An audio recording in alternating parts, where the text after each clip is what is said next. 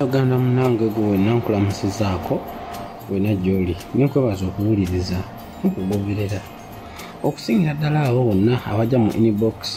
ne bawabula mwe mwenna big up ate abalikinga muli b'amaanyi nnyo ate mu abasharinga mu abakyasinze kitegeera mu kintu kino Spike News Uganda nga bulijjo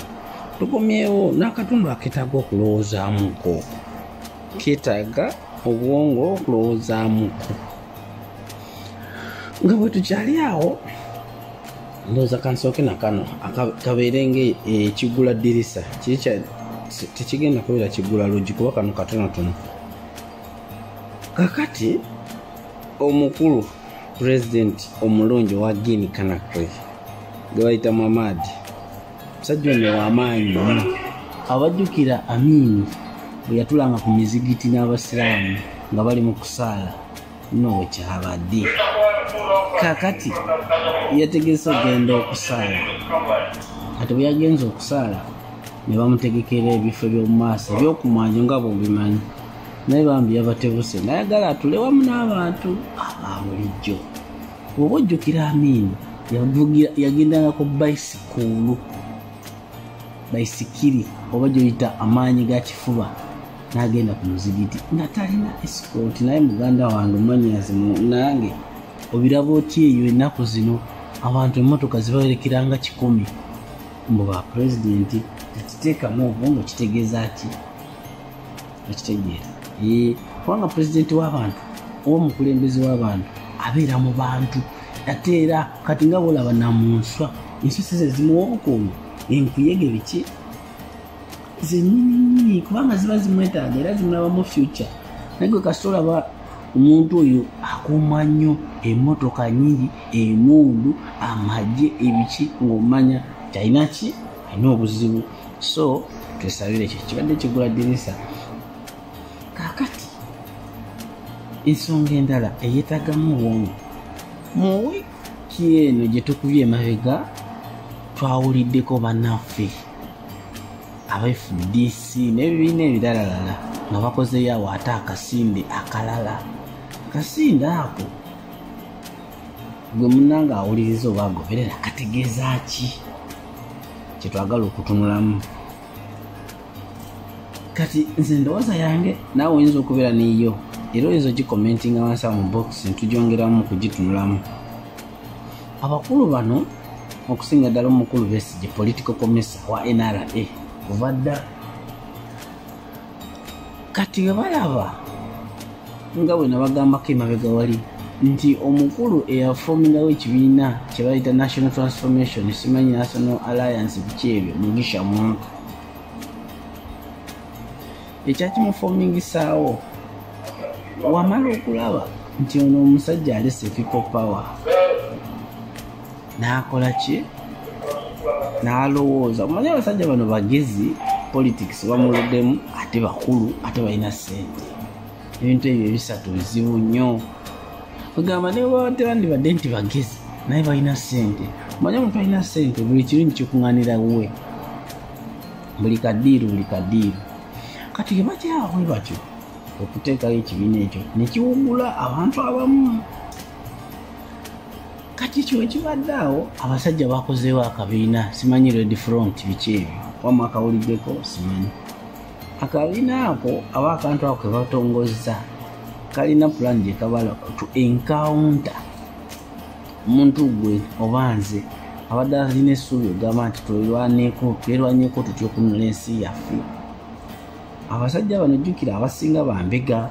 abasinga kwegamba gavumenti eno gwejokabira tolina fees tolina za munyo tolina mafuta tolina ki abasajja bano mwe bafunidde ebyobugagga ebitagambika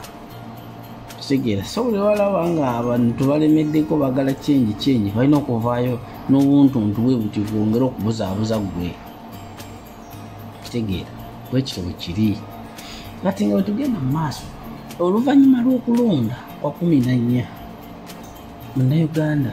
walina essuubi ekitegeera essuubi nga lingi tudde awo simanyi pulezidenti abazungu bamwagala nnyo era bagenda kumuwa bagenda kumulwanirira bajja kumuyamba ekitegeera era mwangambako nebyeryato okitegeera nti era eryato ebyo abazungu balirese era ligenda kukasuka bomu biki awo bijjukira ebyeryato kati eryato bwe lyabaawo oluvannyuma bwe lyagenda temwaddamu kubyogerako era temwamanya nagye lyagenda bali basajja ba America bali bazzeemuko kuki ku ka weekend oba ka outing ekitegeera oba ku tour like that kati nemuddaawo nemuwuddisibwa kino kyo nekiyita nga bwe kyali mu myaka giri nga kabaka bote yakamukola ki yakamuwamba abantu ne bagamba simanyi kabaka mugano gwa queen era queen ajja kuyamba gundi era gye byamalira mwamanyayo kitegeeza ki oba kitutwalawa abasajja bano tuyita abazungu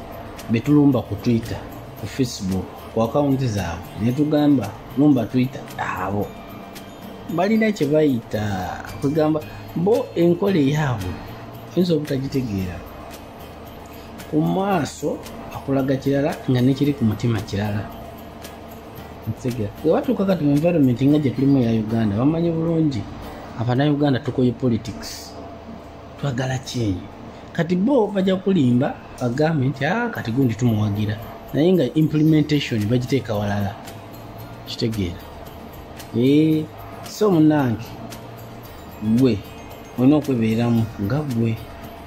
nekirala kati ebibiina bino ebyobufuzi ebiri mu Uganda nga bwe mubiraba ebingi biringa obutiko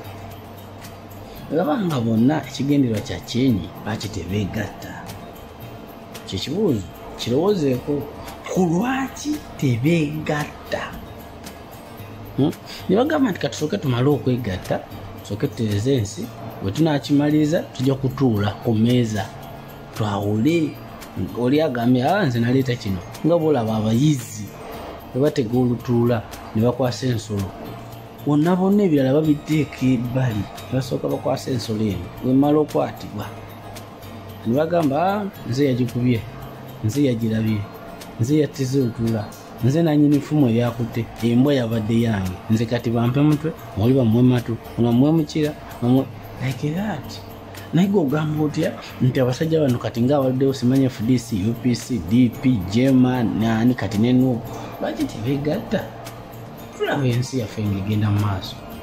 kati abasajja bano byobalaba nti baganya okwegatta basigala bayuzayuza mu mayindi z'abantu baba